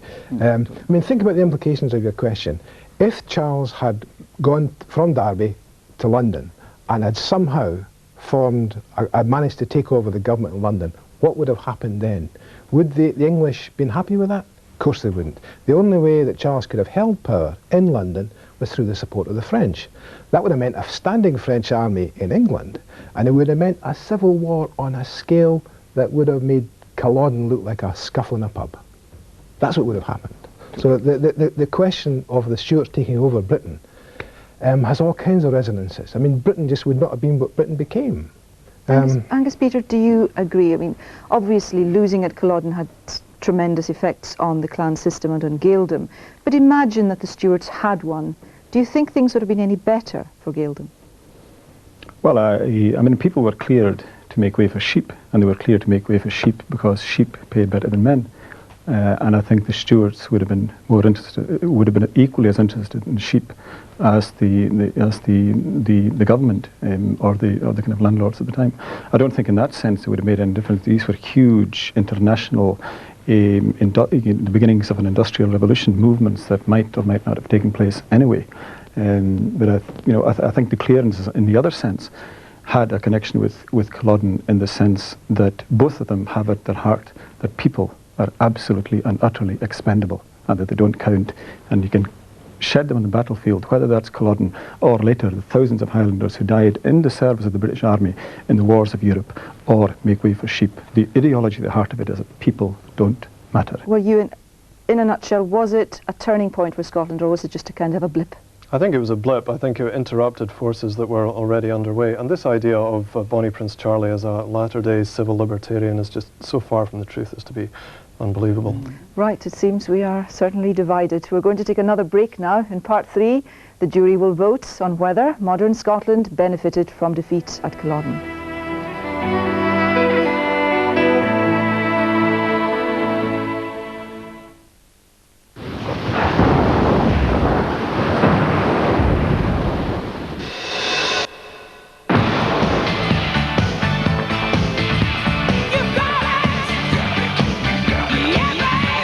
Mars has got it all.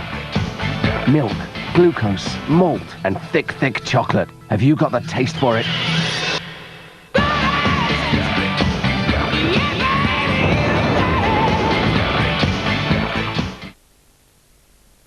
And the next gripe is... Know-it-all neighbours, Brian. Mine will insist that she told me about surf. Surf? Yes, it's biological with stain digesters. That's why I switched from my higher price powder, she'll say. Don't follow. I do. It works at low temperatures and it costs you less. And what's more, if you're not completely satisfied, Lever will give you your money back. How'd you do that? Sorry? Yes? Well, why not just move house? I'm not sure, officer. I only caught a glimpse of him. OK, let's go over it again. You were serving breakfast in the boardroom. Yes, and that's when the switch must have taken place. Then, after just one mouthful, they sold the company. I bought Happy Hour Hula Club in Honolulu. I think it's number 4. Could you ask him to growl? Kellogg's Frosties. They'll bring out the tiger in you. Now get even better value for money with Always Normal in the red-cornered pack.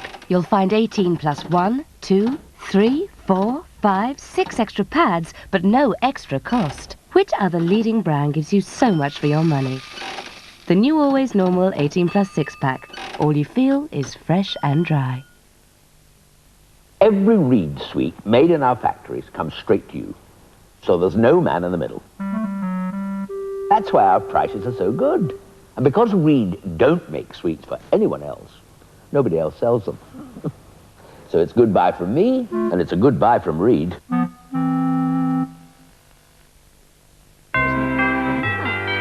I said to him, only if you warm your hands. I always enjoy going round to my friend Rita's. In her day, she could have any man she wanted, and she wanted quite a few. Well, I thought she was past all that malarkey until I heard... It's me, Romeo. Turns out it's a fella sent by Scottish Gas. They run this free scheme for people on their own like Rita, where you can choose your own password. So when the man calls, you know he is who he says he is. You thought I had a fancy man, didn't you? No, did I? Good afternoon. Scottish Gas, the password scheme. Oh, lovely.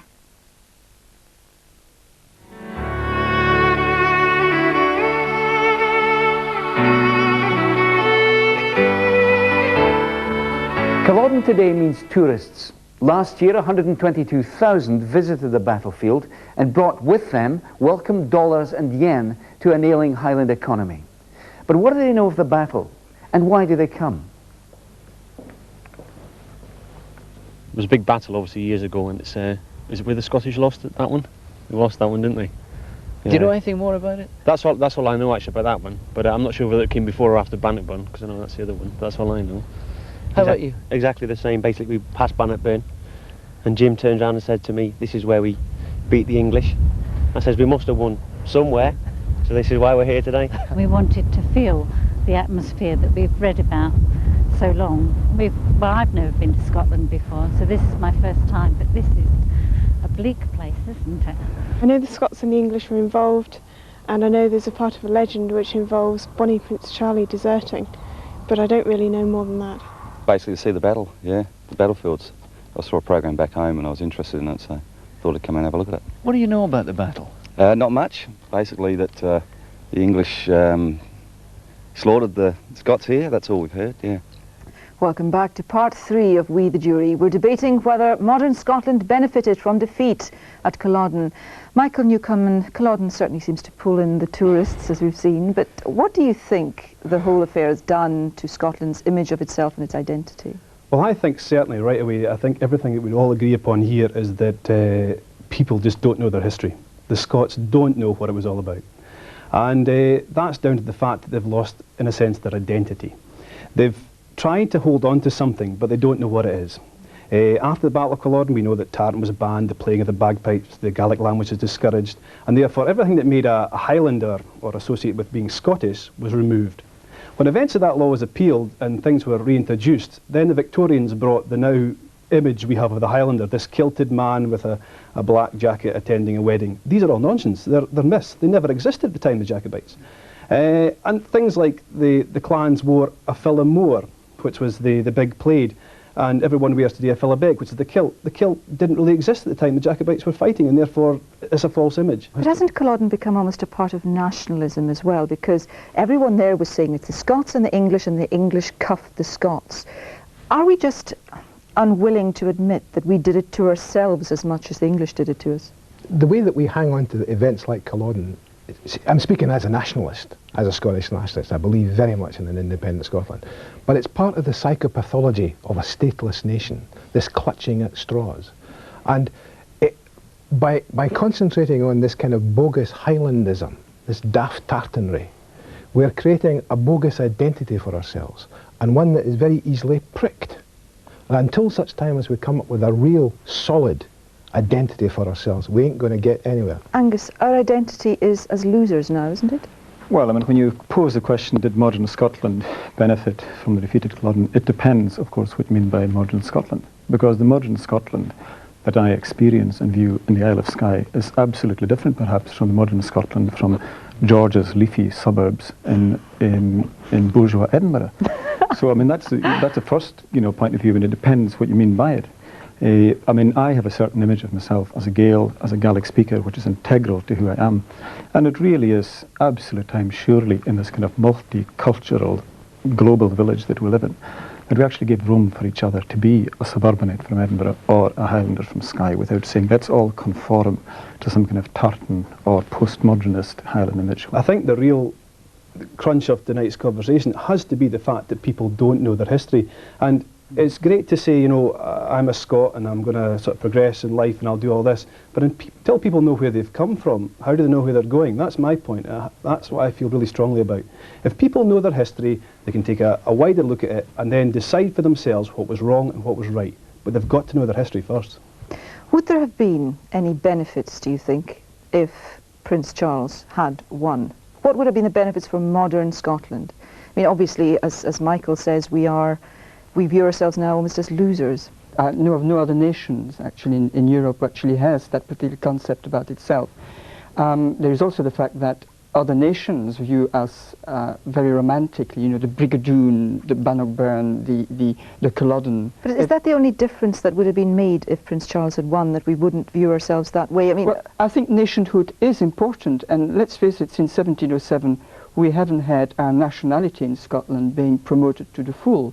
And if you'd had a free, independent Scotland, Scots would have been able to go along, reaching modern day 1996, being able to present the world at large a Scotland with which they could identify themselves with. Ewan?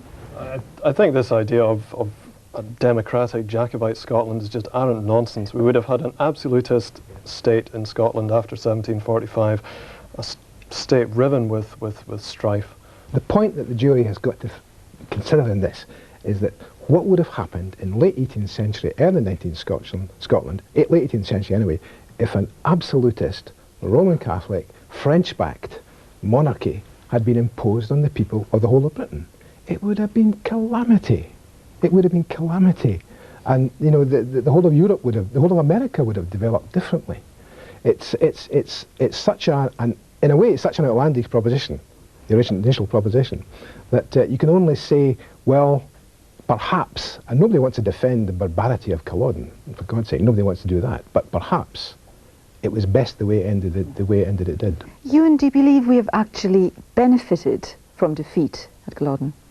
Well, I think that's an extraordinary question to ask a historian. I think, well, the benefits of the current system of government seem to be pretty thin on the ground. I think the benefits from an absolutist state, such as we would have had if the Jacobites had won at Culloden, would have been even thinner on the ground, if that's possible. So marginally better off?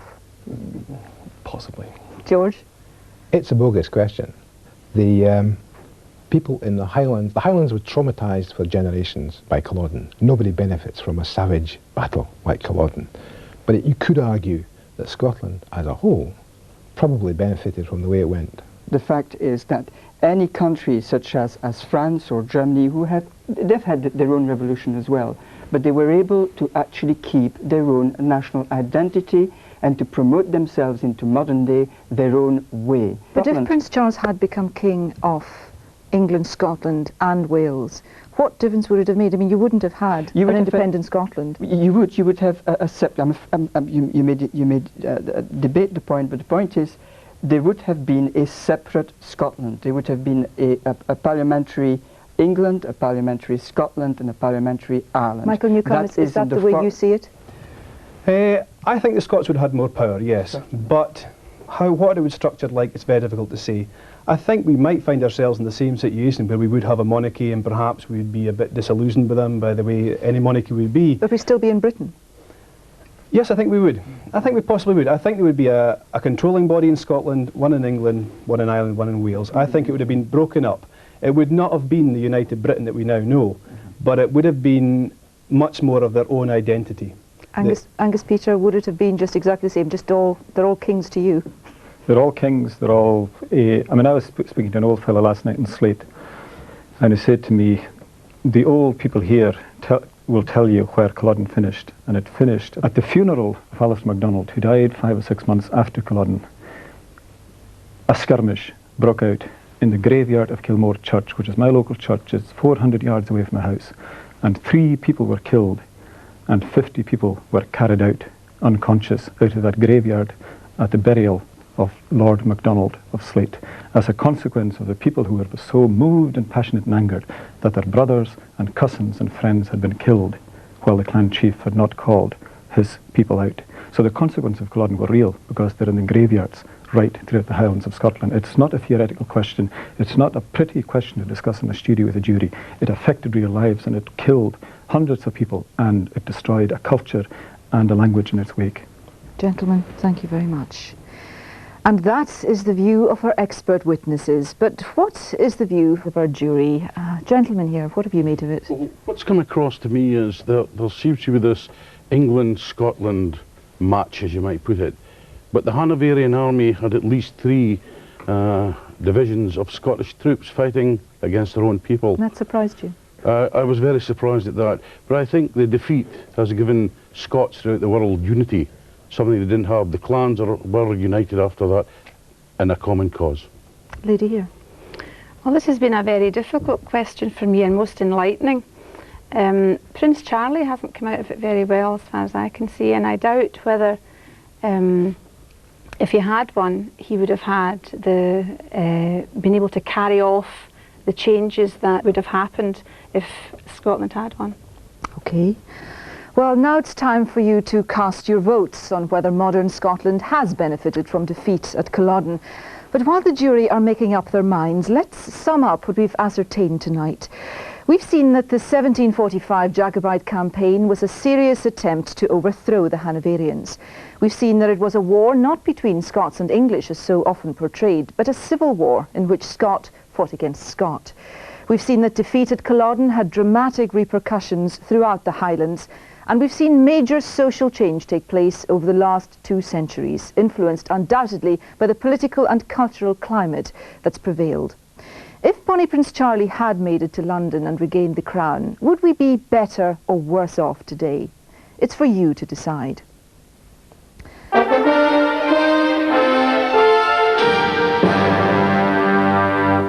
Foreman of the jury, have you reached a verdict? Yes, we have. We, the jury, have voted tonight as follows.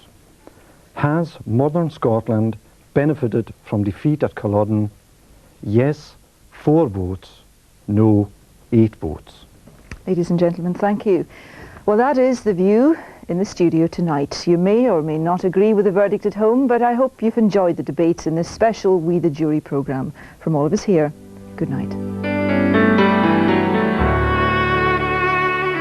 And you can see a musical commemoration of the Jacobite Rising of 1745 tomorrow night on Grampian at 11:40.